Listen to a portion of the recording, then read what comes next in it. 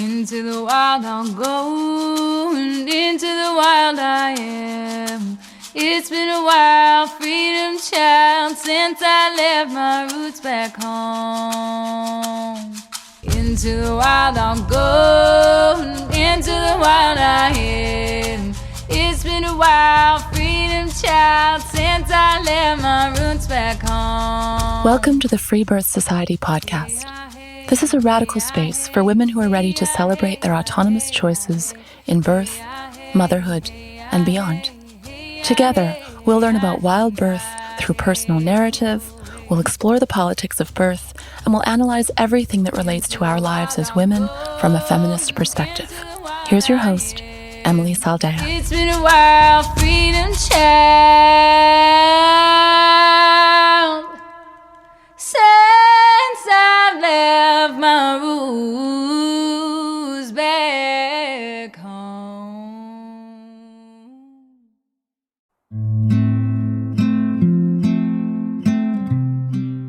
This week on the show, I talk with the sweet and courageous Kelsey, who shares her big stories of sexual abuse, teen motherhood, and becoming wheelchair-bound with MS. In her most recent pregnancy, she experienced a true 12-month pregnancy, which she contributes to being, at the time, a fruitarian. Kelsey tells us the wild story of fleeing from Taiwan in labor and barely getting off the plane in time to free birth her third daughter in a hostel in the Philippines. She shares openly about the abuse she endured, her radical lifestyle, and leaning on the connection she developed with her breath, her body, and her mind. Kelsey's story offers a vulnerable look at trauma and pain, personal choice, responsibility, and the transformative power of birth.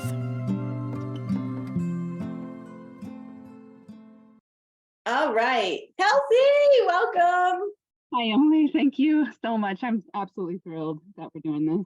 This is such a long time coming. You have been, around in the free birth world with some of your just wild stories since I dipped my toe into this world, and I've wanted you to come on the podcast. I know we tried a long time ago, and I've just been really excited specifically to have you on and to have, we'll see what we can fit into this hour because you've had quite the life and quite the journey, and you've got the stories. So I'm really glad you're here. Oh my gosh, that's such a wonderful, glowing introduction. Thank you. When I found out about the Free Birth Society group, the Facebook group, it was a huge relief for me. It was like the first time I had found my people, and not just my people, but my women. I was so thrilled and so overjoyed. And I remember telling my partner at the time repeatedly, like, oh my gosh, this group and connecting with this group and being able to post, it's everything to me right now. It's saving me. So yes. And before that, I was doing it. Yeah, I did it from a true place of an authentic place. I was just on my own path. And that really started a long time ago when I took responsibility for my own health because of, for a lot of different reasons. Let's see, going way back, I was raised with this concept of like, we only really go to the doctor if we're really, really sick. And maybe that had something to do with poverty and maybe it didn't, but that was the experience that I had. And a lot of questioning of that system was just in the air with my parents. And so I had it in the back of my mind. And then the very real thing that happened to me as a child was sexual assault. My father sexually assaulted me as a little girl and then raped me as a 14-year-old. I had never been sexually involved with any other man, and he raped me, stuck his dick in me. I don't know if I'm allowed to say that, but that was what happened. And it was such a shock and such a change. And it brought me home to this reality that I was just in it. I was alone in it as a woman and a girl. And so I started with that really vivid awareness. And then as I went forward, I did what most victims do. And I just I buried it. And I was like, I'm okay. I forgive him. I can move on. I can go forward. And I did that for so many years. And I did, I lived a reasonably successful, peaceful life. And that was all buried inside of me. And it wasn't until I was 23 that I started to realize that I couldn't bury it and stay well. And that's because I wasn't staying well. That was the next thing that really happened that caused me to take responsibility for my health. And it was my MS. I was 25 years old. I'd had 2 pregnancies really close together, 16 months apart. My daughters were born. Oh, wow. And yeah, it was intense. And so those 2 things together, just that background, and then that pregnancy and the next pregnancy, and then I was in an absolutely horrible abusive relationship. I mean, a violent abusive relationship. And it's not shocking when you grow up like I did. A lot of women do walk into those patterns. That's where I was when I got MS at 25. And I mean, my body, prior to this, I had been athletic. I had been really physically well, tumbling and just movement that gave me joy and really, really defined me. And so when my body started to fail, I just like, it was so breaking for me. It was so shattering for me. And I really went into the MS just hard and fast. And the doctors told me, you have like a rapid form of this. You don't have relapsing remitting like we thought, but you actually have a progressive style. And basically told me, you're gonna die. Oh my God. Yeah, I know. I was 25 and I had 2 tiny little girls, and I had been always like vibrantly healthy and alive and joyful and cartwheels and back walkovers and just like defined by my physicality. And that's who I am still now, having recovered. But at the time, it was a devastating blow. And then the next thing that happened is they're giving me all these drugs. And of course, at first I'm taking them and I'm trying to go with it. And I had reactions. I responded to the drugs they were giving me with, I was like, it wasn't accepting the side effects. I wasn't accepting the symptoms that they were causing. And I felt like crap. I felt worse. And I didn't take it lightly. I was just like, no, it just felt so wrong. And so I just basically had like a very loud objection to the drugs. So the doctors were like, oh my gosh, you're having reactions. The worst thing that happened was my youngest was probably 5-6 months old. Okay, stop. No, she was actually more like a year and a half old. And I had been taking Copaxone, which is an interferon or something. And it was a shot I took every day. And it was supposed to be making my MS go into remission and stay in remission. And what it was doing to me was causing me to have extreme anxiety. And so I was living with these 2 little tiny girls and this wildly abusive man, physically, I mean, saying the most horrible things to me you can imagine. Also physically just being assaulting me anytime he felt like it, basically. And he was on drugs. He was out of control. And here I am exposing myself to this because I thought, we could go all into that. But there I was, and I'm having this anxious response to the drug. So the first time ever in my life, I had the thought that I wanted to kill myself and my kids. I was like, I'm gonna drive off a cliff with these kids. This world is so bad. It's so bad. There is nothing here for us. I love my daughter so much and we need to go. Yeah. And that's where I was. And because I had in my life heard some point, if you ever get to that point, ask for help. So I'd heard it, right? And it was in the back of my mind. So when I woke up that morning and when I had that thought and I found myself considering that, I picked up the phone and I called my mom and she said, oh, honey, that's not you. You're having a reaction to the drug. You need to call your doctor. Call your doctor right away. Tell him what's up. And you can't take that anymore. Like, no, that's not you. Because she'd known me my whole life. I haven't, and I luckily don't deal with depression, so to speak, not as it's been defined to me. And so when I called her and she said that, I did. I called my doctor and I told him what was up. And they said, don't stop your drugs. Stop taking that. That's not working for you. So I stopped the drug. And after that, they told me, hey, you have only one other option. And it's this thing that could cause you to have basically the way it was explained to me was you could have something like a side effect like MS, but only it's a lot faster and it will result in death. So yeah, I wish I could remember what this was called. And I think if I Googled around, I could find it.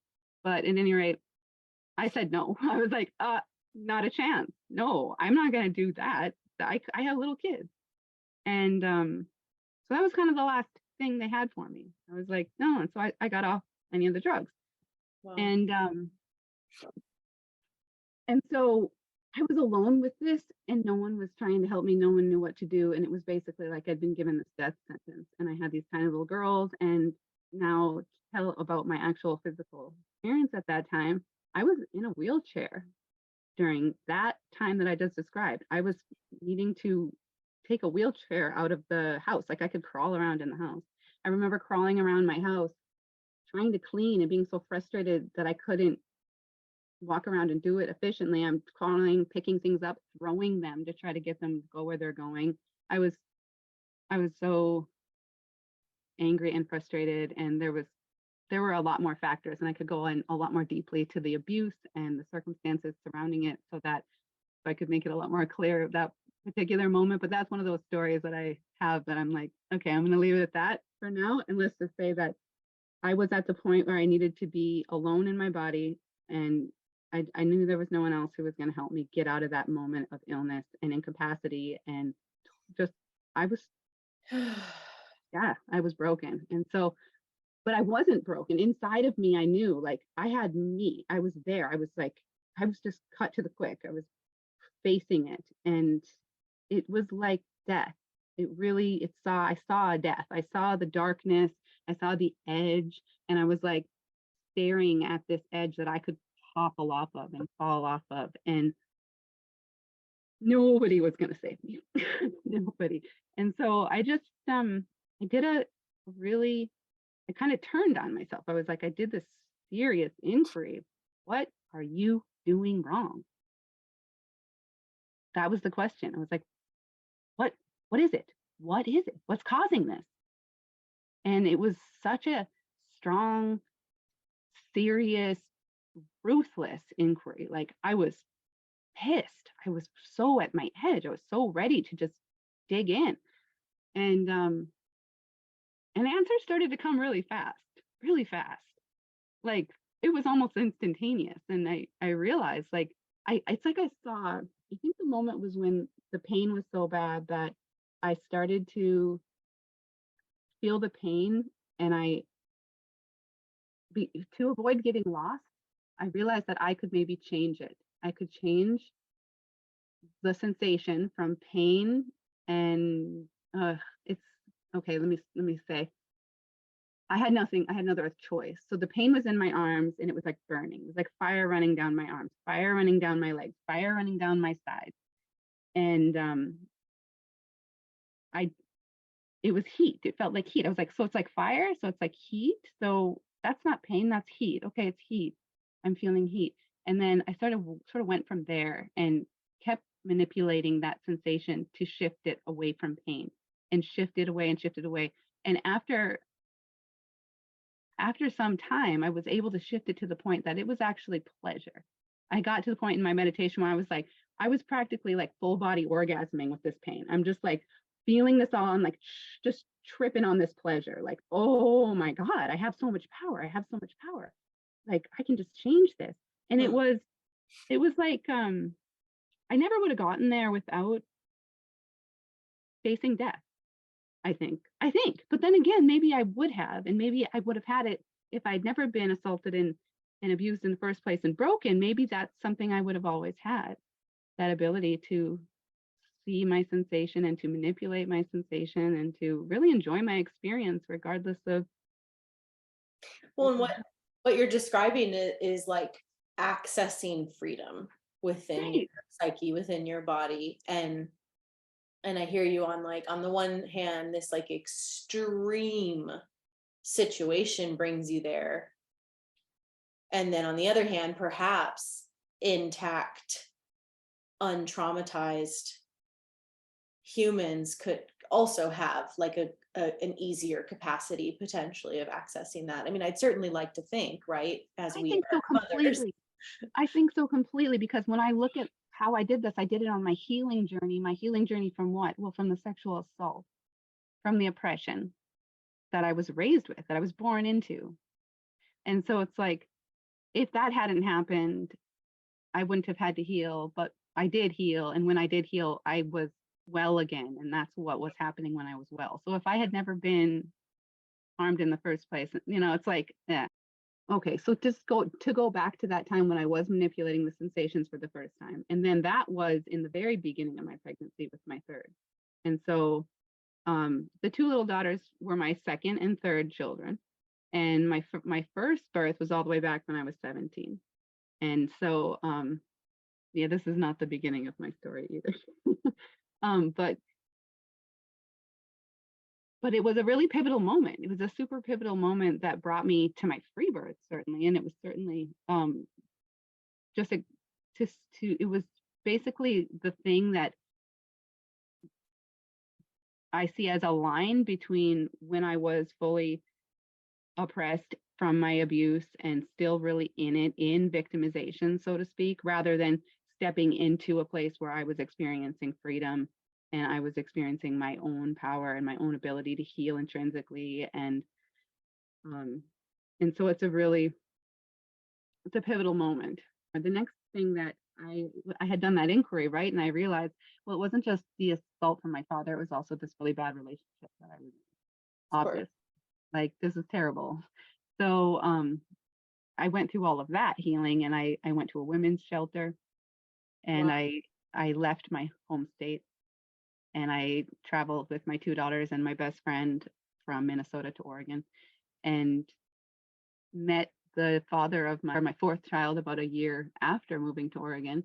And that really was a very transformative moment too, because I was on the cusp of all of these new ideas that he really embraced.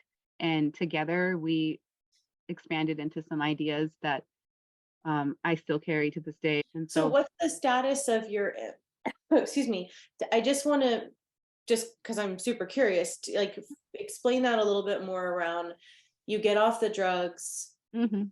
and then it's like a whole nother year plus before you meet the father of your fourth child. And so how was your MS in that time? Yeah, it was Like, I'm I assuming you don't go to a shelter and move across the country in a wheelchair. right.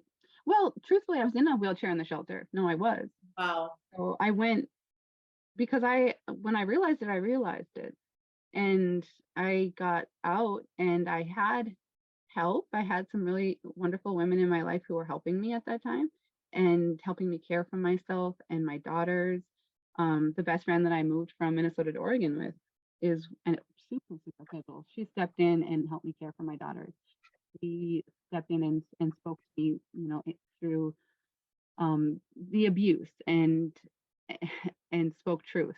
And having that support was really a huge difference. And then I had a support person who was way older, a woman who worked in some kind of a professional capacity. I don't remember how I got engaged with her, but she really helped me a lot. And she told me about the women's shelter because I was dealing with where am I going to live if I leave this guy?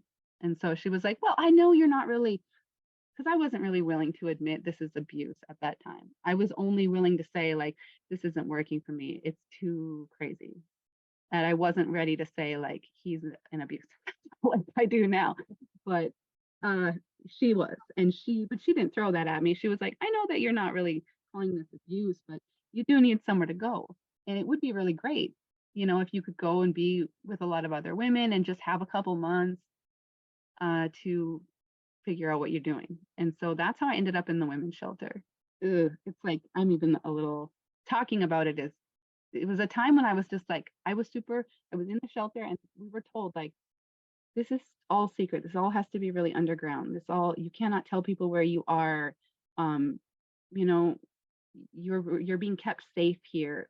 And it has to be a full on thing that you do. So to even talk about it now, like, yeah, what charges he got and that kind of thing, I'm still just like, that's enough said.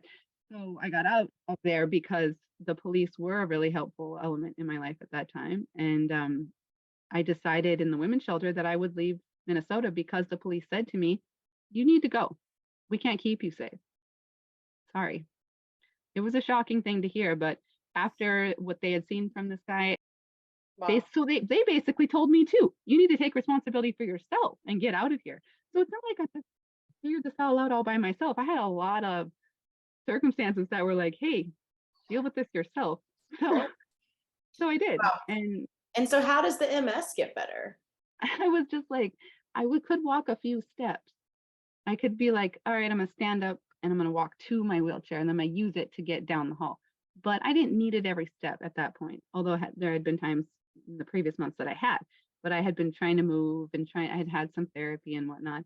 And so, yes, it took me about 3 or 4 weeks of just like really, really pushing myself and trying to walk and trying to get to the point where I could take a few steps enough to abandon that wheelchair.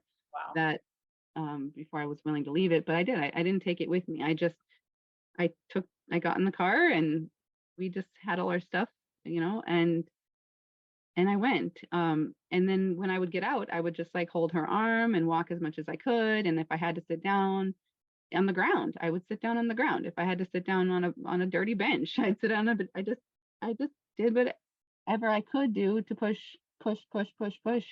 And I knew that there was no choice at that point.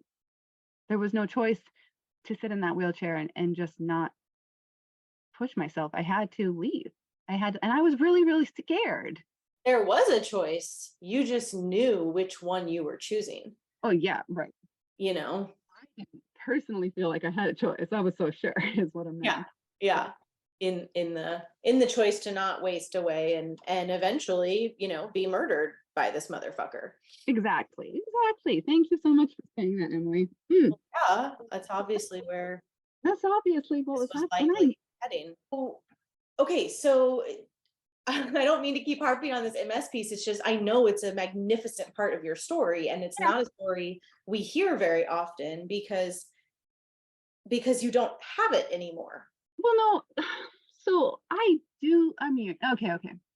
How do I have MS right now? Well, I still have the diagnosis and I still deal with the reality that if I do not take super, super good care of myself, I'm gonna go right back where I came from and be in that wheelchair, because in 2020, I had a relapse where I lost my ability to walk.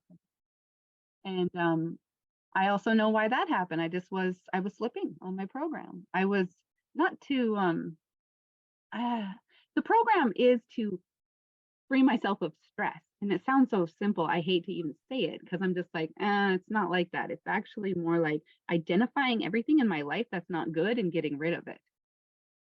It was easy to do once I had that inquiry, that sharp inquiry that where I had so much fear. The inquiry was ruthless, pointed at me, and I saw all the things. I was like, oh, the abuse from my dad, the abuse from this guy, and the things. I was still smoking cigarettes on and off. I didn't smoke through my pregnancies. I would always quit, but then I'd start again. So stuff like that. I'm like, and then I had been a lot, like my diet had been really careful for many years, but then I stopped being careful when I was pregnant. I was just like, oh, I just need to be able to eat as much as I want. And so I was eating whatever.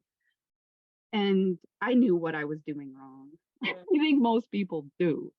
I really, really, really do believe that. And MS, well, and I mean, it's not like any of it's all that mysterious. No, it's not mysterious, but it's really hard to get to that point of doing that inquiry. Yeah.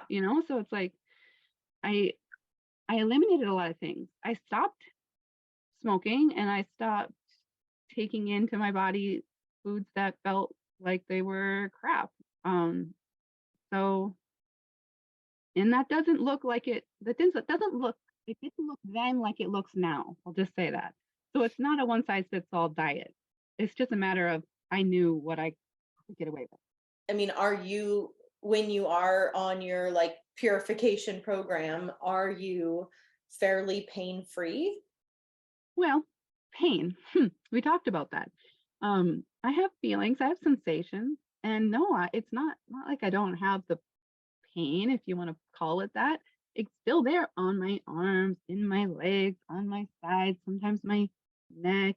I'm just like, I'll notice it, but it's as though that time when I started to play with it, and when I changed my perspective from pain to a sensation that I have in my power to manipulate, um, from that time on, I don't feel it. I don't default feel it as pain anymore. I managed to do enough of a deep dive into my psyche that I changed the default. I don't When I feel those sensations, it's not like, oh my God, oh my God. Because in the beginning it was so painful. It was so painful. I was just like curled in a ball and crying. And it's sometimes it's that intense still. But at this point, when I do feel it, sometimes it's like starts to feel a little bit icky. And so then when I feel that, I stretch a lot, like a way lot, and I move. And then sometimes I might take a supplement that I know works, like magnesium, or I might swallow turmeric. I might tell myself, okay, you just need to eat fruit for 3 days. It's like something this isn't working, you need to clarify. So, but it's usually movement. It's usually motion is lotion. I heard that on somebody's Instagram reel the other day, and I just loved it because it's so true. It's been so true in my life. So what about your first 3 births do you want to share to bring us to your 4th?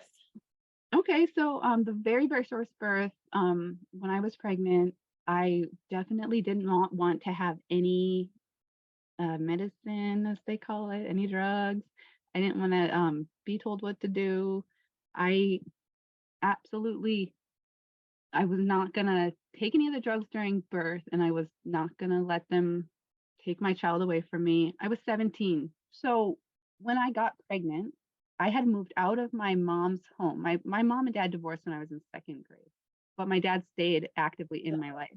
And he was like, he'd come and go, he'd drop in and out of the house. And he continued to be abusive to me and my other sisters. When it comes to my blaming, I've never blamed my mother whatsoever for anything my dad did. I never thought she turned a blind eye or she was ignorant. Never. I only believe that she thought everything was okay. She didn't know he was a master manipulator. And And does I she know in the today? she knows today. Oh heck yeah. During about the same time that I did the inquiry and I discovered that it was the abuse history that was causing this, and basically it was like it was in my body. I had hidden it away in my emotions, but it got too big and it came out to my physical form. That's how it presented itself to me. And so I was like, it was getting my attention was what I thought. I thought, oh, well, it came out and came into my body. So I would notice it and pay attention and have to do something about it. And so at that time, I started to talk about it. I talked to my sisters first and I was like, who's going to talk? Well, I was the only one who talked in court, but they, I have 4 sisters. So that's, there's stories there. But I told the police what had happened and went to court eventually. And he went to prison eventually for a little while, not nearly long enough. Oh my God. But a minute, it was good. I'm glad he got that sentencing because a lot of women don't get that kind of indication. No, and how is it not for fucking life? Oh God. Oh yeah. Ah. Okay, so back to that your first child, 17. Your parents were divorced. Yeah, so I was living in my mom's house, but my dad was I remember I was 14 when he raped me. So that was when I was living in my mom's house too. I had done something like sneak out or hang out too late. And my dad came and was like, okay, I'm going to take this girl to my house to keep her away from her friends. And my mom let him because she was just like, my dad was also a deadbeat in addition to being abusive. He was a drunk and he wasn't supporting us. So she had divorced him and moved out and she had gotten her own house and she was working way more than full time at the post office and nights too. So she wasn't as much of a presence as I wish she could have been, but she was doing what she needed to do to support us and keep food on the table. And that was super valuable. When that rape happened, no, my mom's house wasn't a safe place anymore because he came to my house and got me. And I didn't want to go. I was like, no, I'm not going with you. But she let him take me because it was my dad and I had done something wrong and I needed to be taken into a hand. And so he brought me to his house and that's when it happened. And so I knew I wasn't safe there and I decided I needed to, at 15, when I was able to get a job, I got a job and I started working as much as I could. And I noticed that the manager of the Burger King where I was working was really interested in me, inappropriately so. He was 22. I was 15. But I saw that as an opportunity. And I was like, well, this guy has an apartment and that would be an improvement for me. And so I hooked up with this guy and went and moved into the apartment where he had been living with his girlfriend and who he broke up with because of me. And we lived together in that apartment. I continued to work at Burger King throughout my pregnancy and be really independent. Meanwhile, I was also going to school and still maintaining my high school. I had been a cheerleader and a tumbler and on dance line, and I was really thrilled, like I said, with my physicality. And so I had to stop all those sports because I was pregnant. I was like, hey, I can still do the cheerleading. I could watch, and I would do the jumps. Like, watch me, I can do this. But they wouldn't let me. So I was like, if I can't do that, I'm not going to stay here. I have better things to do. I'm having a child. And so I just kept working and was just incredibly independent. I paid for all my own sports fees and all of that and rent. The man I was with was he didn't continue to work. He basically quit his job and let me support him.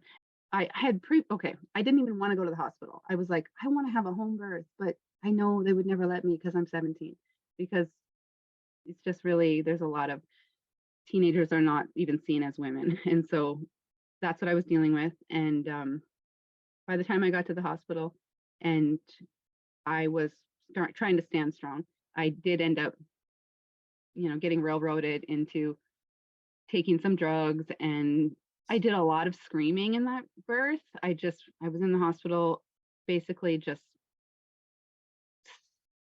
making a huge scene. And they kept telling me, you're disrupting the other women. You are causing a scene and we cannot let you act like this. And because I was screaming, I was in pain. They gave me, first of all, the problem is they gave me Pitocin, my water broke. And then I went into the hospital because I had read, I was like, oh, I'm supposed to go in.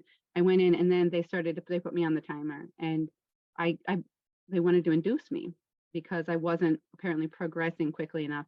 And they told me at some point, they said, if you do not have your baby in the next 6 hours, we are going to cut you. Those are their words.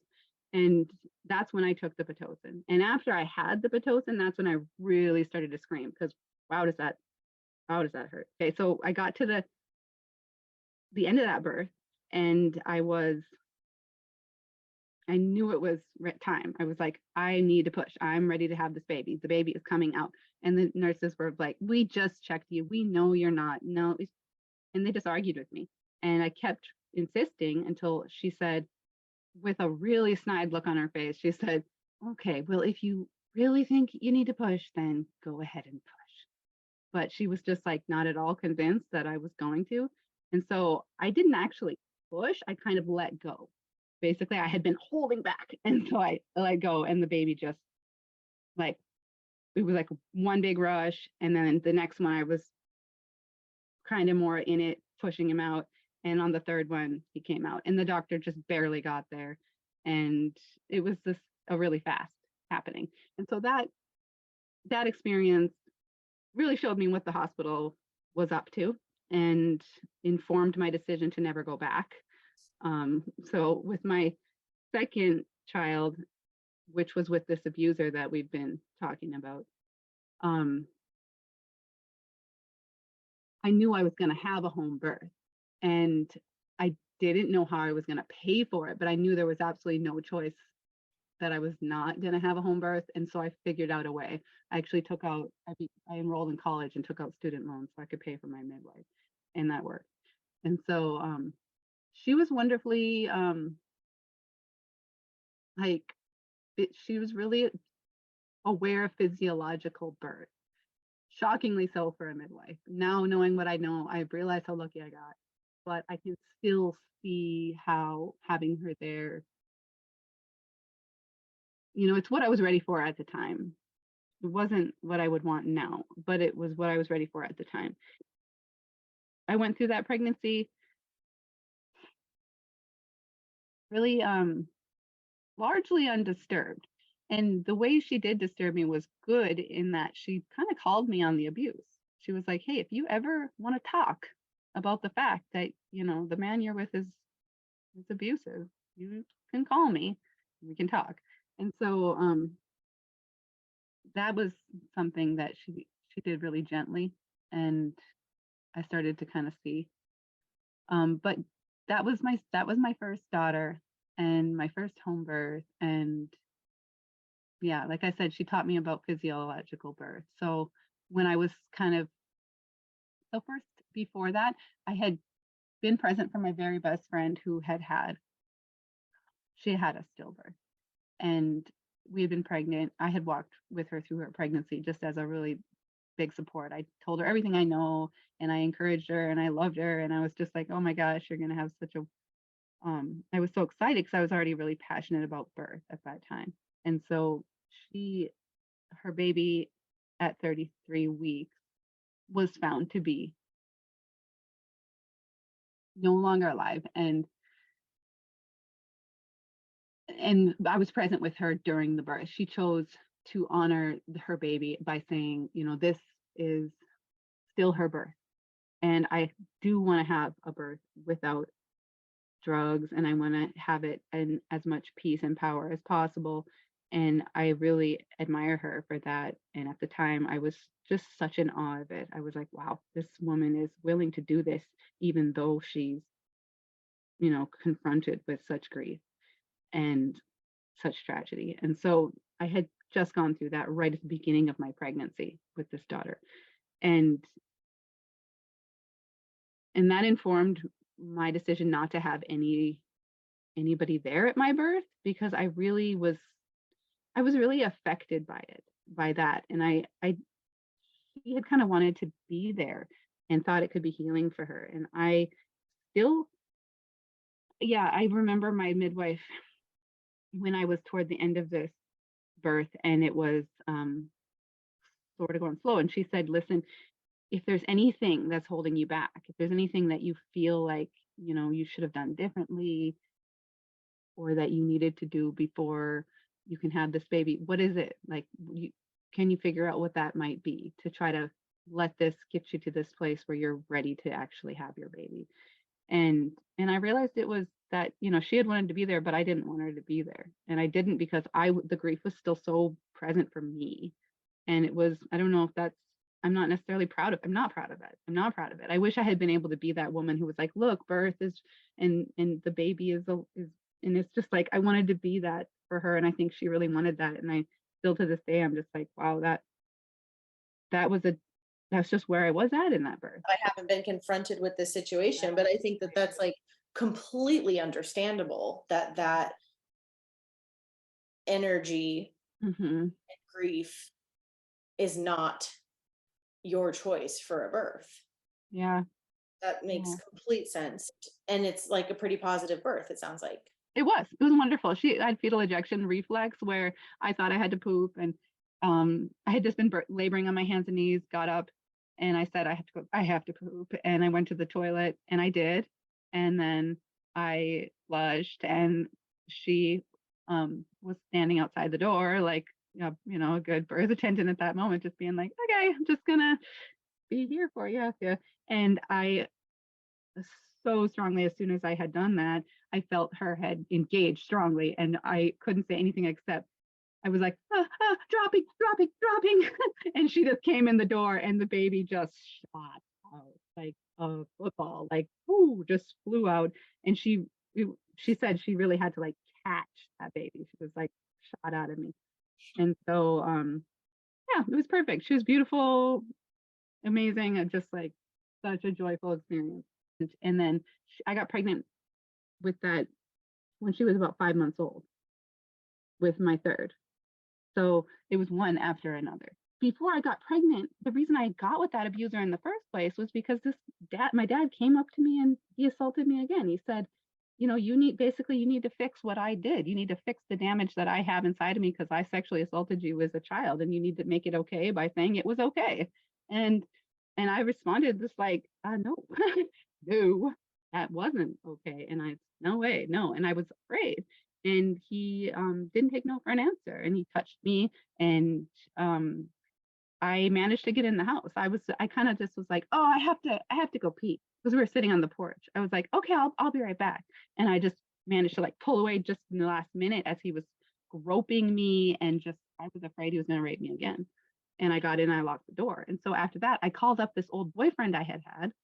And that's how I got with the guy who I had my second child with, the second pregnancy. During that pregnancy, toward the end, this man who I had chosen to be with, because I was so afraid to be without a man, because I wasn't willing to get rid of my dad in my life yet. And so I needed him to protect me.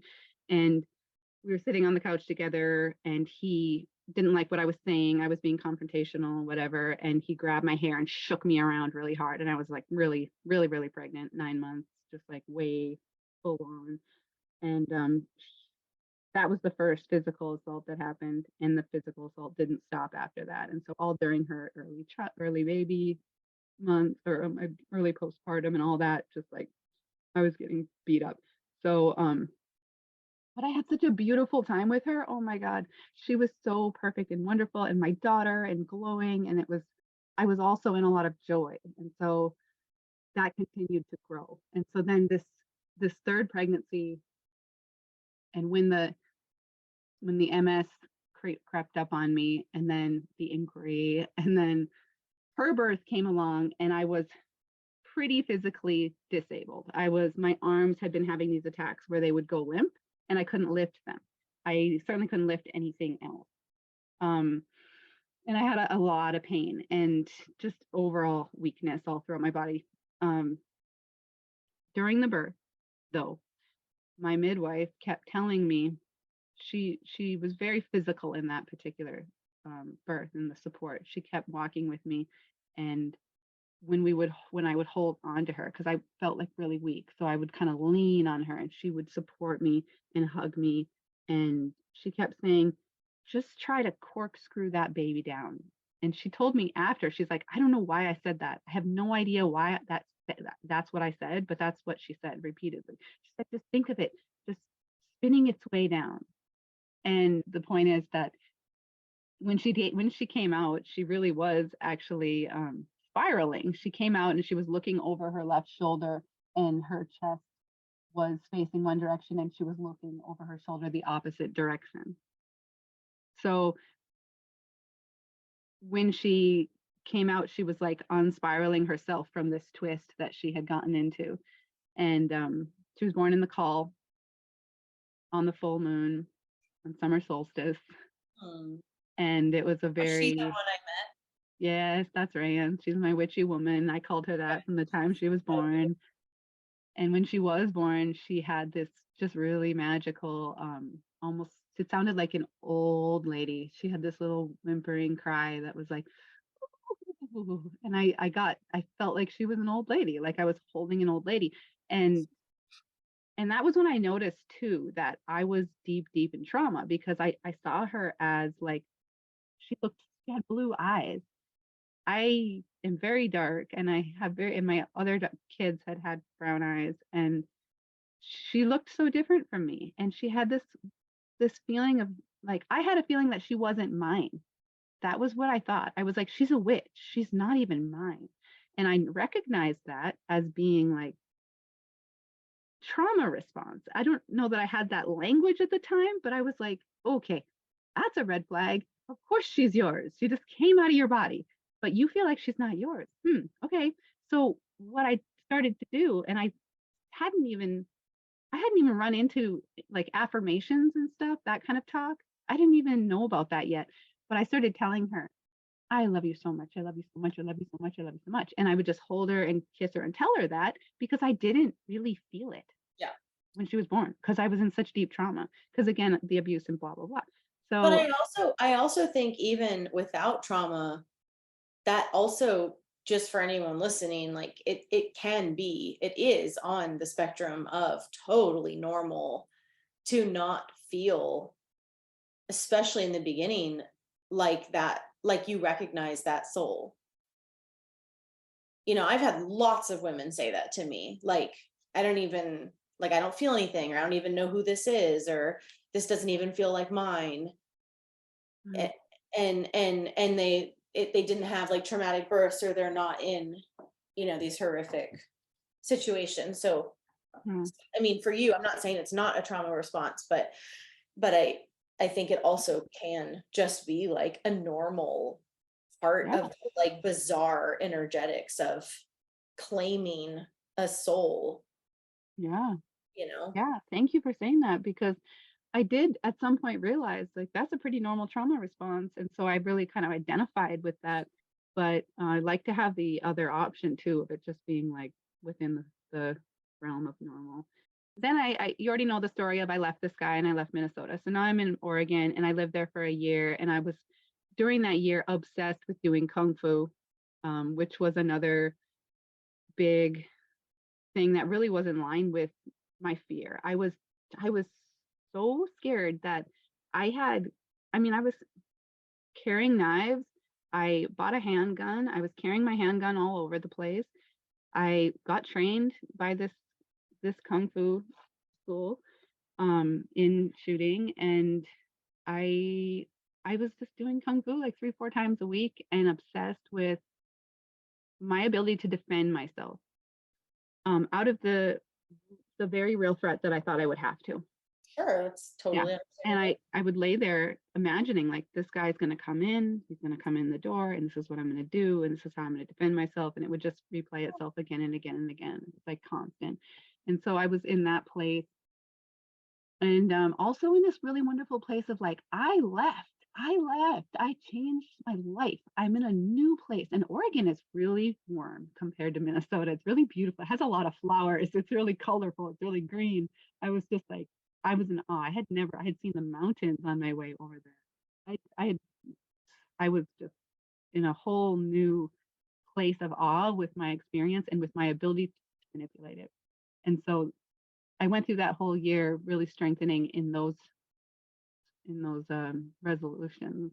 That, and that's when I met the father of my fourth child. And when I did, it was a choice that I made. I saw him as a person who was different than anyone else I'd ever engaged with before. And I saw that maybe he looked down on me a little bit because of who I was, because he was just in a different class, so to speak. I was raised, I'm Native. We didn't have a lot of money. I was bullied at school for being too dark skinned, and I'm pretty light skinned. It's just where I was at because everyone is so pale here.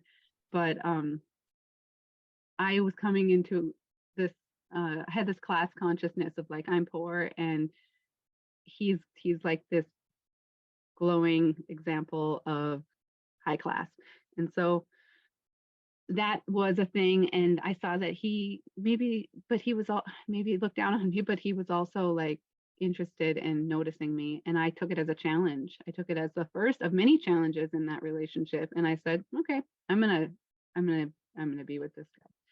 And it's really an interesting choice to make looking back, but I did that. And we were together for years before he became convinced that we should have a baby, because I'd been convinced for quite a long time. I'm one of those women who kind of is into having babies, and I'm like, yeah, I'm ready for this. What brought that relationship and that air of challenge that was alive in it is really formative in the whole going forward with the pregnancy and the birth. Because when I met him, he was a fruitarian, so a high fat or high carb raw vegan, and didn't really eat anything but fruit. And so I was already toying with veganism on and off over the years. And I just saw that if I were to jump on the bandwagon with fruitarianism, then I would definitely be able to, be with him. And so I did. And my daughters were also dealing with like cocks and stuff that I figured were gluten reactions anyway. So I was like, this is good for us anyway. We're just going to be on fruit. We're going to jump into this with both feet. And so we did. And that was the definition of our relationship, in that we were different from everybody else, how we ate, how we lived, what we were capable of because of our diet and our choices.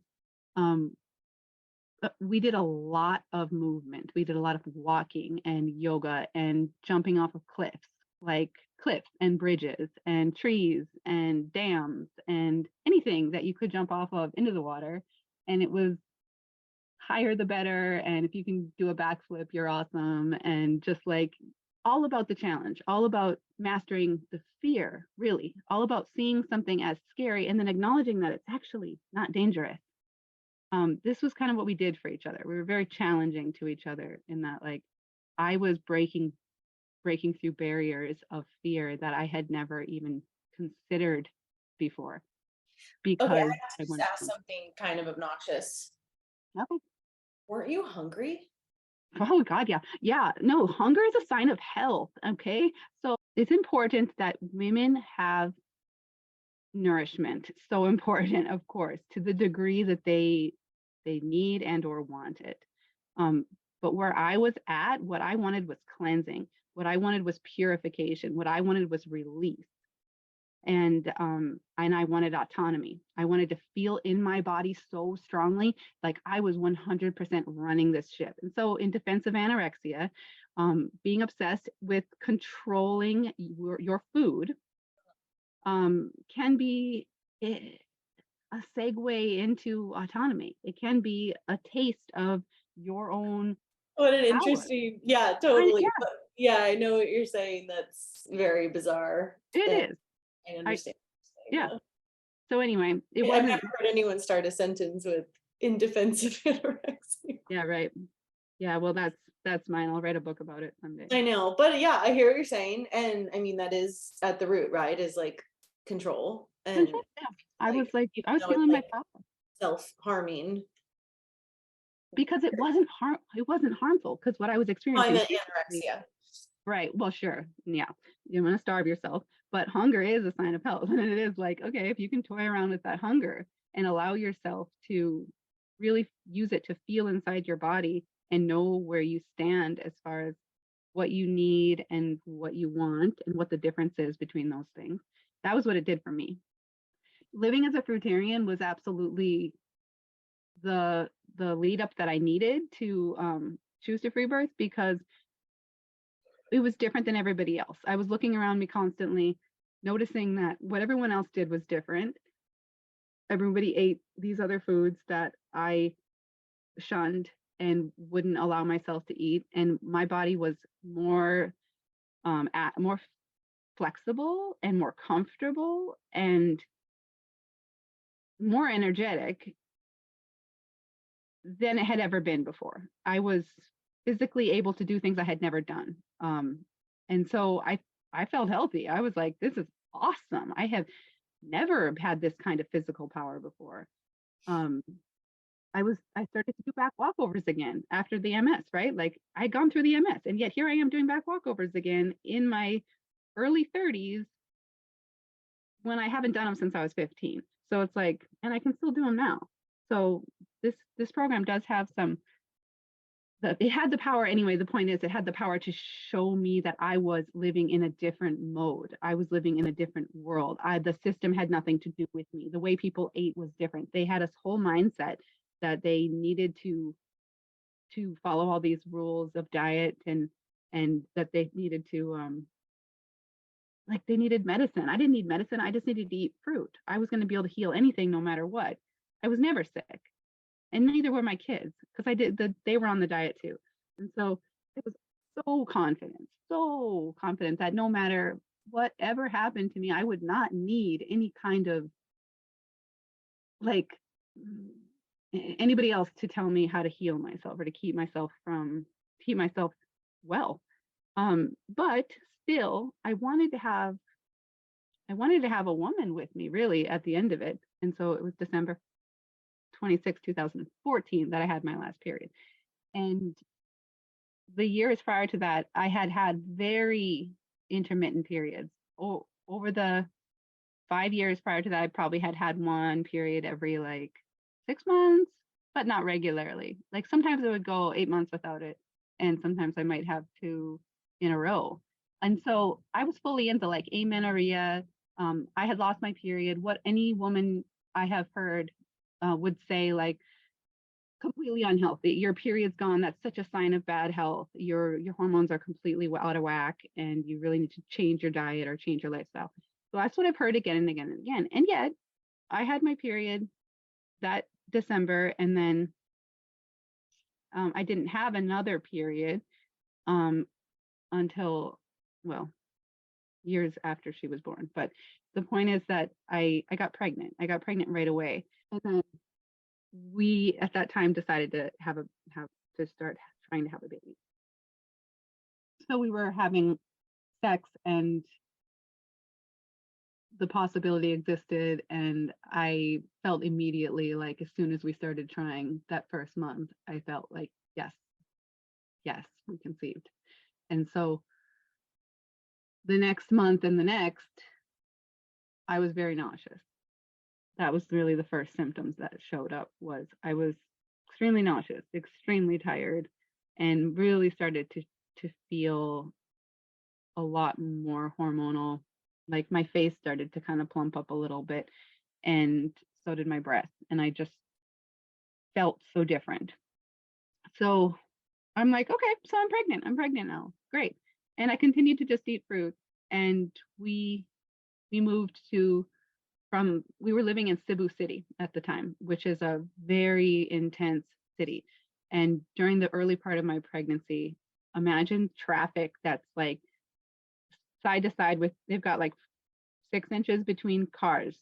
And I would ride my bike through this traffic all in my early pregnancy because that's what we did. The kids did it too. We're just really high adrenaline lifestyle at that time.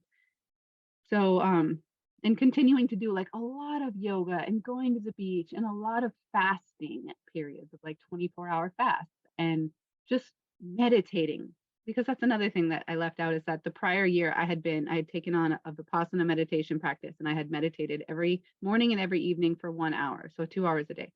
And we kept that in our family culture too. So there was a lot of peace bringing activities, and there was a lot of adrenaline soaking activities. And my pregnancy began in those circumstances. I felt the baby move for the very first time when I was riding on a jeepney on my way to teach a yoga class, because that's what I did there to make money. And I was buzzing and bumping, and like the jeepney is just, shivering. And I felt that feeling in my uterus that's kind of like bubbles or something. Like I just suddenly felt that really big, powerful movement when it was about a 13-week pregnancy. I didn't pregnancy test at all because I was not in that mode. I didn't want anything to be outside of myself. I didn't even really use soap. I was just like, I wasn't going to use a plastic stick to tell me I was pregnant. I knew I was pregnant. And so I felt that for the first time, that movement about 13 weeks when I was buzzing along. And it made sense to me because I was like, oh, okay, so you're responding. You're freaking out in there because this thing is a lot of movement. So then we moved from the Philippines to Taiwan, and I was teaching English there. We both moved there to teach English. And got this apartment, and I spent a lot of my time laying down in my apartment, which had a steel roof, and it was like 100 degrees every day. And so I just also still only eating fruit and still riding my bike to go get fruit. So I would get on my bike almost every day and get in this traffic, which was equally crazy, equally intense, very similar. And I remember I would ride my bike to get the fruit, and I would fill up all my baskets, and then I would have 12 coconuts on my bike and like 4 or 5 big bags of fruit. And because when you're only eating fruit, you got to eat a lot of fruit, especially a pregnant woman. And the coconuts were the fat that I was eating, which was you open a coconut with a machete and scrape out the inner young white flesh, and that was a huge part of my diet when I was pregnant. So that gives you a general idea of what my pregnancy was like. I moved in May. I got pregnant in December. I moved to Taiwan in May, and then I started like what I've just described, like doing a lot of laying down, being really hot, taking these bike rides, getting all this fruit. I would take these bike rides and then come home, and I had this hill that I would kind of go up a hill and then go down the downhill to build up the momentum just to get up the final hill to my house. And with all this fruit on my bike, it was a lot of momentum to be playing with. And there were times when I would get to my parking lot and just spill the bike and have to like leap free, like jump free of the bike and land on my feet. And my bike would go flying and my coconuts would go everywhere. And it was just like fruit explosion. It must have been, I wish I had that on video, because God, what a scene. Huge, big pregnant, 9 months, 40 weeks. Right, because if you were having like a more average pregnancy, pregnant in December means you're due in like September, October. Right. That never occurred to me. I did a lot of reading during the time that I started to get bigger and more pregnant, and the time went on, and I noticed, 40 weeks is coming. And I started to do a lot of reading, and I found information about animals that were able to put their pregnancies kind of into a stasis when they weren't getting the nourishment that they needed, and then have a really long pregnancy. That was somewhat shocking. And I found information about like a woman's metabolic threshold, that the reason a woman gives birth is because she's no longer able to take in the nourishment that she needs, and then also and provide the baby with the nourishment, and to stay clean enough. Like there's so much nourishment needed, but the toxicity that comes with a normal diet creates the toxicity that it creates means that the metabolic threshold is reached. And essentially what we're getting to is that you wind up having basically a full 11 to 12 months of pregnancy. Well, I did, because and I barely even noticed, because like I said, I was in this different mode and I wasn't looking at the time. But at some point I had to be like, all right, come on now, you've been pregnant a long time, what's going on? And my partner and I, we talked about it, and it was like this joking thing, like, I don't do anything like anyone else does. Of course I'm going to be pregnant for a year, and this is just how my body is, because my body's not like anyone else's, because I have a very unique lifestyle. And I was just, we joked about it. I don't know, it was a point of pride, really. I was just like, yeah, of course. And the whole time I'm feeling her, and there were moments as that mother's concern of just like, is this okay? Oh my God, I'm like, what's going on? Why have I been pregnant for so long? And why am I not giving birth? And so I would like check in with myself at those times. I would really feel, and she's moving so much, and I'm growing still steadily. And I felt really hormonally pregnant. I was like, no, I'm okay. She's okay. And I just knew I was okay the whole time. And so time just kept going on. And I did this research, like I said, and I found some things that were pretty intriguing that I could talk a lot more about, but it was enough at the time to kind of make me understand. I was like, all right, sure. Yeah. So I'm an exception because of my diet and because of my lifestyle, and who knows, but it's happening, and it's fine. Leading up to that, we're in Taiwan, and I noticed that my visa is not going to last long enough to actually have this baby and then have her get her passport before I have to leave the country to renew my visa, because I was on a tourist visa. I don't know how that's going to work. And I remember this conversation where he said, oh, it's not a big deal, because the baby were born, I could always just spit bananas into its mouth or something, and you could fly and do your flight to renew your visa, and it would be no big deal. I could take care of it. And at that point, I realized how not on the same page we were with my awareness of a mother, of what a baby is, and his lack of awareness. That was a shocking moment for me. I was just like, oh Yeah. my God, you know nothing. And so I try to And kind you're of an get, asshole. and you're an asshole. Yeah, right. Yeah, right. Those two things. I'm glad you said it and not me. When that happened, I realized I couldn't count on him whatsoever and that I was going to have to leave this country because, yeah, he also said, like, oh, hey, but they probably won't catch you. You just need to risk it. And I'm looking at the internet and I'm finding examples of women who are put in jail because they are going over their visas, and he's super super white, so Nathan, or yeah, he's just like very pale skinned, and I'm not. When I get a good tan going because of my native and my gypsy roots, I'm just like really really brown. So I was blending right in with all the other women who were Filipino. They were being put in jail a lot of the time if they overstay their visa. So I didn't see a lot of difference between me and them. Yeah, I was an American, so maybe I would have been fine, but I was afraid. I was just like, she's looking at this picture of this woman who was in jail. She was in prison. Her baby was taken away, and she looks a lot like me. I was terrified, and I decided I needed to leave. And then there was this kitten, and my kids found it on the street. And so I had this kitten in my keeping, and I had given it some, I had squeezed some like colostrum out of my breast for this kitten to keep it alive. So I love this kitten. I had bonded with this kitten, and it had really kind of brought out in me the mothering that I needed, the like that juiciness of a mother, as opposed to the hard ass yoga obsessed, cliff jumping, fear driven in a lot of ways woman that I had been. And so it was a turning point, that kitten. And I was like, I can't leave until this kitten gets a home. I'm not putting it back on the street. And the kitten was adopted and out of my hands, and in good hands. It was like that last thing that I needed to let go of before I could birth.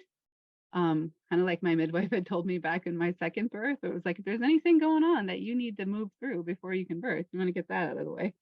And so the kitten was taken care of, and I was finally giving myself permission to go. And I went down to my partner's office, and that day, when I went and finally bought the tickets with someone else's credit card in his office, and on the ride home, I felt for the first time ever, I felt my cervix. I felt my cervix really strongly. It was like, ooh, hot little fire in my cervix while I'm riding my bike home. And I'm hugely, hugely pregnant.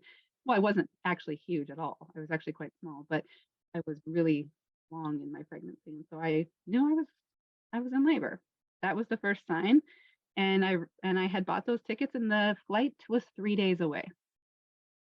So there I was on the way home, and I just spoke to my baby, and I spoke to my body, and I said, we need to, or I need to, yeah, we need to just be still. Just need to be still. And it's not time yet, like not yet. We just need to hold on. Just wait. I knew exactly what to do. I basically went to bed, and I didn't eat very much. I just ate dragon fruit over the next few days, which was a fruit that I knew was really watery, really full of like vitamins and minerals and just a lot of life in there, but it was also low calorie. It was not dense at all. And so it was really light, and it would keep me at this gentle vibration and not pushing into the intensity of the birth.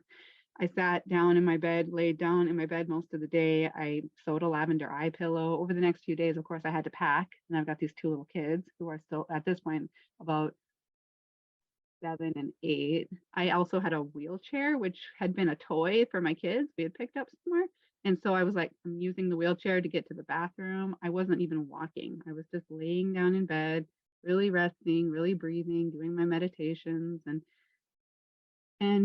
not allowing myself to go into my birth. I was like, this happening, yeah, the birth is happening, but I'm not, not yet. We're not doing this yet, because I had 3 days. And so 3 days went by like that. In Taiwan, it was all very commonplace for the concept of rest is really highly valued. And so, especially for a pregnant woman, it was always being told to me, take a rest, take a rest. And so that's what I did. I just put myself at rest. And that car ride brought us to a train station where we got on a train that was maybe 3 hours, about 3.5 hours. in a train. And during that whole time, still with the breathing and the just staying all of my tissues just so soft and so relaxed, and just noticing the sensations of my birth, because I did continue to have contractions this whole time, all these 3 days. I'd be like, there's a contraction, there's a sensation, there's my cervix, it's all hot, and I can feel it expanding. And I was just like, oh, okay, all right, I got some time yet, so I'm just gonna let that, it's happening. But I was kind of ignoring it. I was like, I'm not giving you my attention yet. Yeah, it's happening, but I'm not, that's not where I'm at right now. And so here I'm in the airport, and at this point I decided maybe I should maybe tell my partner that I'm in labor, because I hadn't told him. The contractions were starting to come really pretty much, like, instead of it being like this one and then several, like 20 minutes later there'd be another one, it was more like a sequence, one after another, and it was starting to build. And I said, oh, I must have gone to the bathroom, there was a little bit of blood, just so you know, because I am really, it's going to happen pretty soon, just so you know. He didn't pick up what I was putting down at all. Yeah, I was really ready to get on that plane, really, really ready to get on that plane, because I knew, like, I had to get to the Philippines before I could have this baby. And finally it came time to check in. We go to check in, and I'm doing the papers, giving them the papers, and they said, okay, so where are your exit tickets? Because the Philippines requires you to have exit tickets before they will let you come in. So I'm like, hey, where can I get a computer access in this airport? She just gives me directions, go all the way down this hall and go up these stairs. And meanwhile, my partner's like breaking down. He's having a fit. He's being a jerk to the kids. He's like marching around, pushing the luggage cart, all pissed off at me that I had forgotten to buy these exit tickets. And he's just acting like basically having a tantrum, but holding it together well enough to be managing the children and the luggage and all that. And so I was like, all right, fine. Well, that's happening. I'm gonna walk down this hall, and I'm gonna go up these stairs. I'm gonna use that computer and buy tickets for us, so that we don't have to spend all of our money to get exit tickets, which of course they would have cost. So I start this walking down the hall, and it's a good long hall. And by the time I got to the stairs and looked at the stairs, there was just no way I was going to climb the stairs. I was like, okay, so you're really pushing it, because you are full on in labor. You cannot climb a set of stairs right now. You know what that's going to do. You're going to have a baby in the airport in Taipei. And so I was like, again, I'm not going to take the stairs. I'm going to go back to the desk and pay full price. So I went back down the hallway, and I went back to the desk and I bought full price return and exit tickets so that they would let us on the plane. Finally get on the plane. And when the plane starts to take off, my kids, who were again 7 and 8, they had never before had any kind of problem with their ears on the flight. But suddenly during this takeoff, it was just so painful for their ears, and they both start crying. And meanwhile, I'm fully in labor, and I just stood up and I walked away. And I went and I found another empty seat. Now, my partner must have managed it at that point. I absolutely needing to be by myself and fully in my body. And so I went and I found a couple extra empty seats, laid down actually got on my hands and knees and had my face in my hands and was breathing and feeling and really holding myself responsible. Like, okay, not yet, just wait. And also, feeling the fear want to come in of like, what are you going to do? Have your baby on a plane? What's that even going to do for the visa? Where would she even be? Like, would they turn the plane around? What would they do? That would be, I didn't know what, so I just didn't even, I felt it, but I ignored that fear. The sensations were getting really intense. Now, besides those few words I had spoken maybe to my kids or to my partner, I wasn't making any noise at all, because no one even knew I was pregnant. I had a baggy shirt on. I was pretty small. I wasn't telling people I wasn't supposed to be flying. I was really pregnant and landed. And I stood up. I managed to stand up, which was somehow, it was a heroic feat. It was just like, how did I do it? I had to force myself to do it. Put my feet on the ground and stand up. And he came up to me and said, and after all of the stuff that he had done that's just so awful, he said, just go, I'll get everything. And I was like, at that moment, it's like it was all forgiven. It was just like, you're so perfect. Oh my God, that's exactly what I needed to hear. And I did. I left everything. I had like my one little tiny bag because we were extreme minimalists. And so we had very little, thank goodness. But have my one little tiny bag and I walk away and I leave, exit the plane and I start on this hallway and I don't even know where I'm going, but I just know I'm going into the Philippines to have my baby.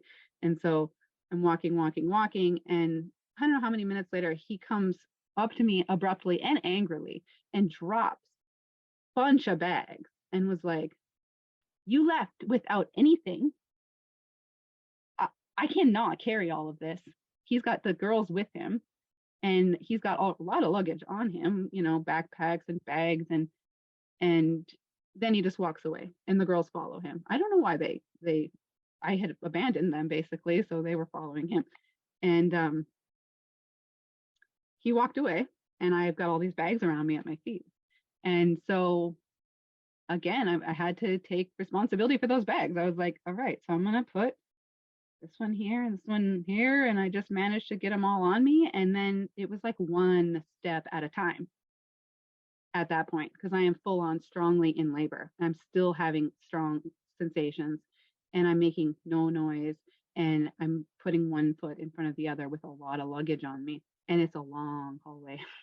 And so I'm like, step, step, step. And it was everything I could do. It was like I had to gather myself for every step and breathing and just going forward. And finally, I got to the end of that hallway. Even though the bags were gone, somehow there were these other hoops we had to jump through. It was like, oh, we had to do our visa stuff right away because we came into the Philippines. So we got to fill out this paperwork about like visitor visa. Okay, so the phone was a delay, the visas were a delay, but then finally we get to the end of all of those delays and come to the point where we need to get a cab. I remember I had to pee so bad. I got walking through this dark parking lot. There's like semi trucks everywhere. I remember looking up at the moon and seeing it's a waning gibbous moon, which is another thing that is so important to say here is that I was born on a waning gibbous moon. My mother was, and all of my births started on waning gibbous moon or progressed through that phase. So it's like I saw the moon and I didn't know that at the time. I figured that out like last year. But yeah, I saw the moon and it felt really big to me. I was like, whoa, wow, that moon looks so meaningful. And I'm walking and I had to pee and I kind of went between these two trucks and I'm peeing. And I thought to myself, should I just have the baby right now? Because I'm just like squatting and here's my hands and I'm just like, my pants are down. And I was like, should I just do it right now? Like I really considered it. But I decided it was best not to have the baby in a parking lot in the dark in the airport.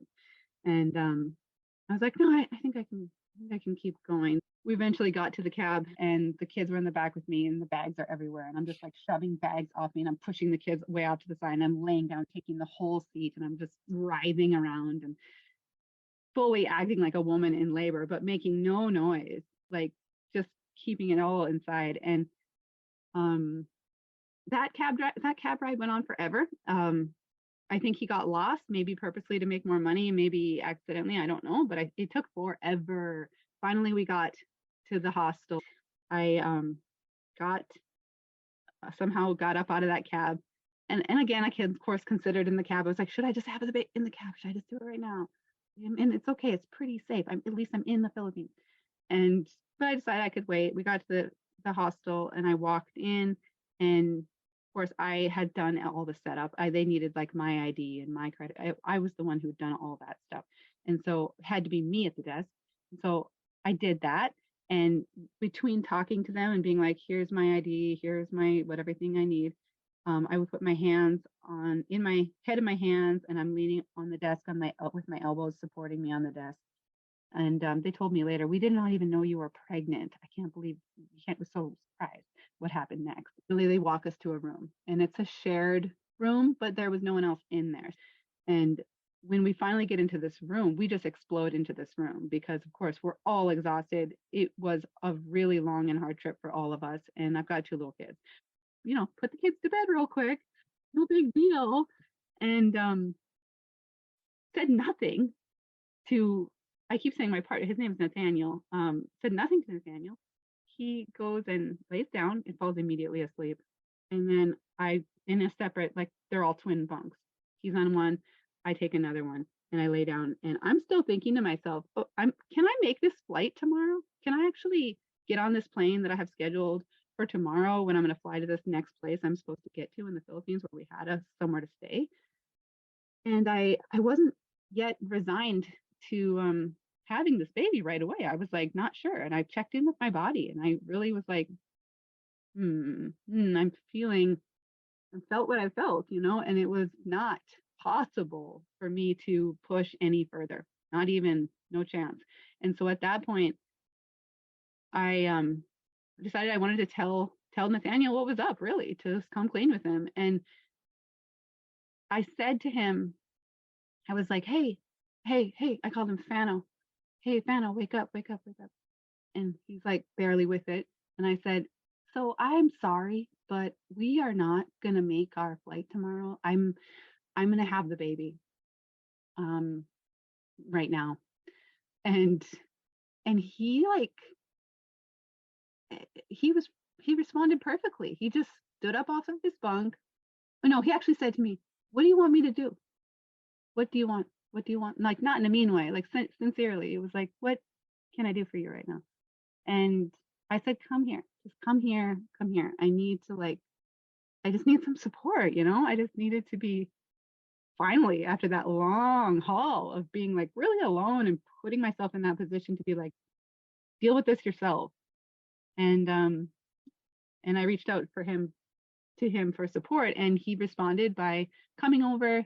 He came over, he laid down next to me, he was stroking me, he started singing to me about how it's safe to let go. He's singing to me all these sweet words, and I felt so filled up. I just felt like perfectly held in that moment. And so after about 20 minutes of that, maybe, I don't know how long it was exactly, but I started to notice the constraints of this bed space. I was like, I cannot even I was like on top of him and rolling next to him. And then I tried to sit up, and my, the ceiling's right there. So I was like, I got to get out of here. And so I said to him, I want you to put something. I had brought these cloths with me of my very minimal packing. I had some cloths that I had selected that I knew I would birth on. And so I said, I want you to put these cloths on the floor, and then I'm going to get down on the floor, and I'm going to have the baby. And I was really, really calm about it. I was just like telling him clearly what needed to happen so I could birth. And I knew that I couldn't do it there on the bed, so I had to get down on the floor. So it was like, and he did. He followed directions, and he put down the cloths appropriately. And I got down on the cloths and he was kind of in front of me, not really sure what to do with himself probably, but I didn't really need him anymore at that time, because I was like, all right, now I'm just going to have this baby. And so I got down on my beautiful cloth. It's like woven cotton, and it's basically like a grandma shawl. And I was kneeling on it. And I started to kind of feel my belly and feel my uterus area, and feel my baby, like, wow, it's the baby. I didn't know it was a girl. Baby's right there. And so I'm breathing. I'm really, really focusing on my breath. I'm really feeling sensations, but just feeling only my breath. Like the sensations are getting ignored. The breath is getting focused on. And so that is how I was as I felt the baby really descending and coming into my vagina and starting to get to the point of actually crowning. And the whole time it was just all me and all my breath, and all these sensations that are happening were getting so big, and the fire was getting so hot, and I was just like ignoring it. I was just like, yeah, it's there, but I was practiced in my meditation to let that sensation just be there, and my focus was on my breath. So hard. At that point, when I felt her start to crown, that's the moment when I spoke. And I don't regret it, but looking back, I'm like, oh, this is an example of how it is so important to choose your words wisely. Because I said to him, and I had trained him for this months before, I'd been like, so when the baby comes out, maybe you could just put your hand, your palm, like right on the head and let it come out slowly, just so it doesn't come out too fast. And at that time, I can see now as a birth keeper and whatnot, I'm just like, managing the whole situation wasn't necessary at that time. I really, when I reached out and when I had that moment of fear where I was like, I need this to be managed. What if she comes out too fast? Well, I don't think that's even a possibility at the, but, and certainly after what had happened with my second birth, she came out really fast. So I don't know why I had that thought, but I did. And I said to him, and also I just wanted him to connect with his baby, I think, a little bit. And so I said to him, I want you to press on the baby. And I thought he would remember what I had told him about put your hand on the baby as it comes out. So it's gentle.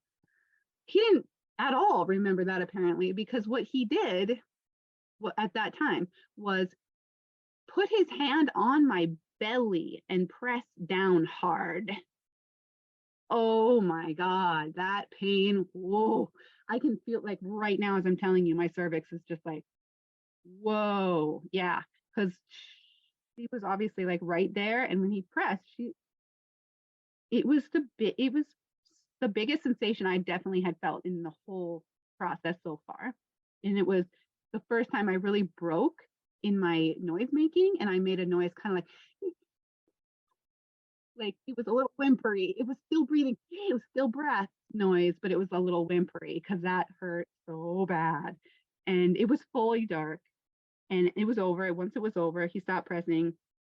It was just a really short, who knows, it was just very short moment that he pressed. And I was just trying to recover from that when he informed me that that was the baby's head, like the head is out.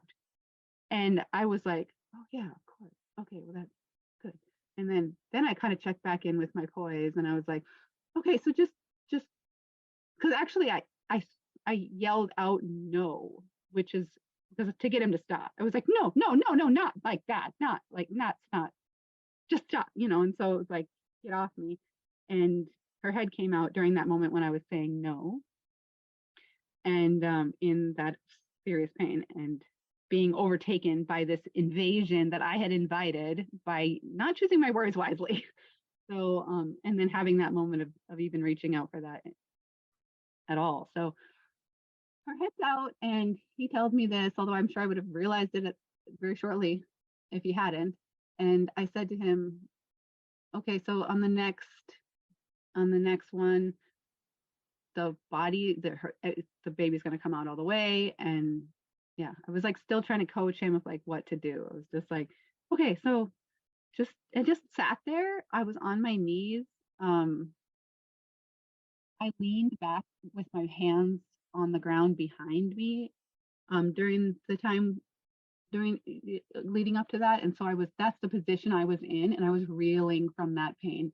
And so in that moment of reeling, I was also breathing and also being aware that like her head is out, and he's trying to tell me like, it's okay, it's moving, its eyes are open, everything's great, it's kicking, it's moving. And I was like, I remember thinking like, yeah, I know it's kicking, because I could feel the baby inside of me moving, squirming. Next one, she came out all the way, and I immediately bent over and grabbed her, and he kind of hoisted her up to me. And I mean, it was just like we both had our hands on her for a second, but she came right to me.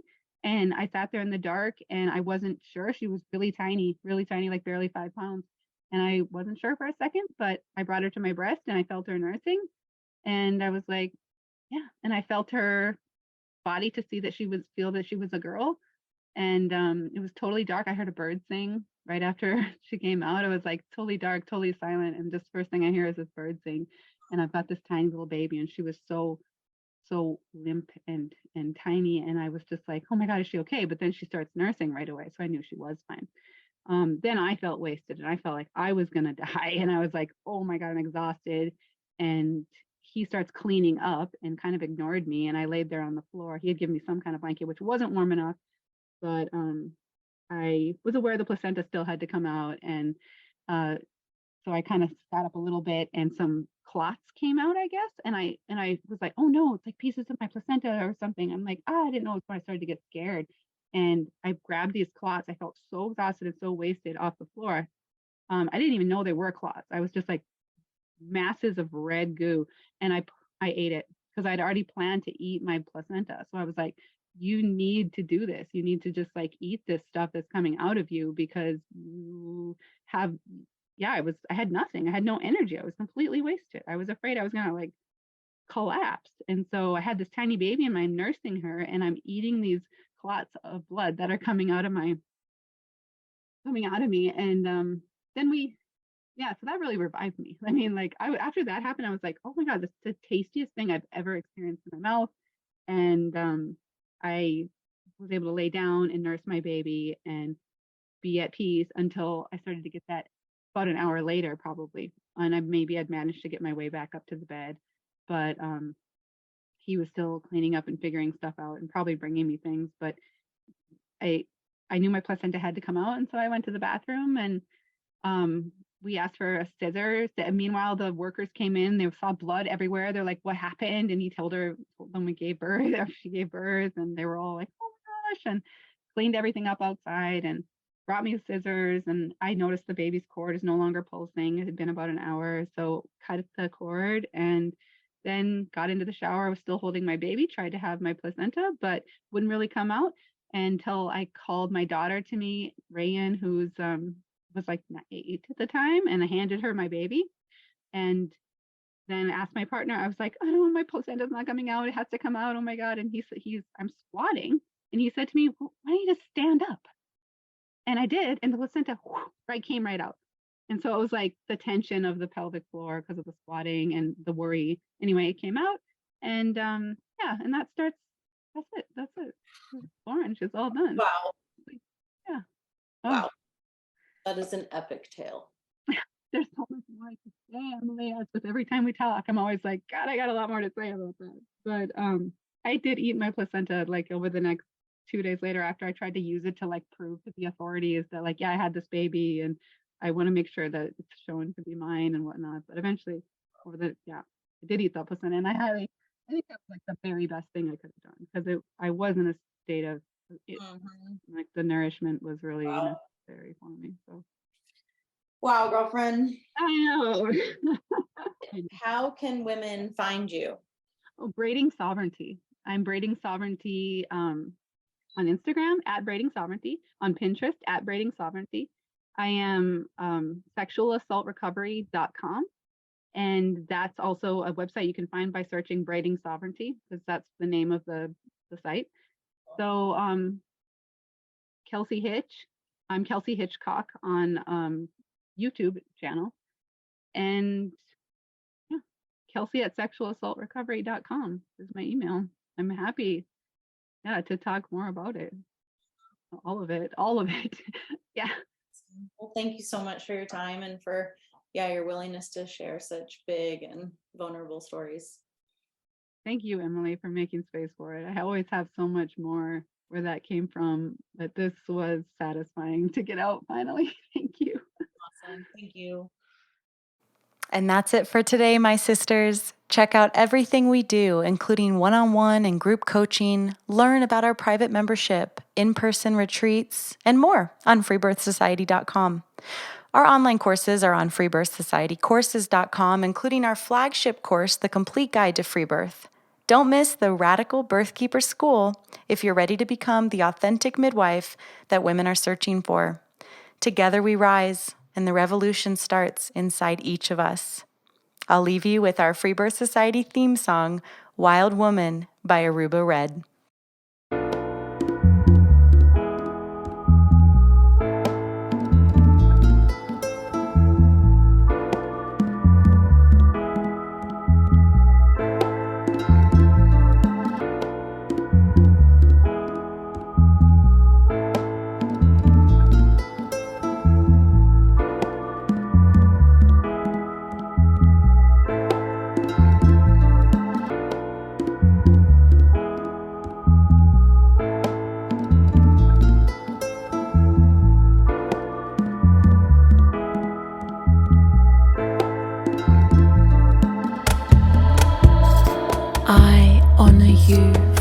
wisdom you held, the ancient traditions of plant medicine and womb magic. I feel the spirit of the ancestors as I place my hands upon my belly. This sacred portal will be honored. Eons upon light beams of survival, withstanding the eradication of our power by design. I will not allow the separation of our young to be forced upon me. My sisters will no longer birth in captivity. The picket line redefined from burning our wild women to paralyzing us and drugging our babes. Strapped down in a clinical white bed, drying up the milk from our breasts. Keep your needles. My family will never again be doomed to chase those dragons or your poison. We reject your fear. We choose love. Everything with intention. Death, ascension. I will fly and bring her back from the stars.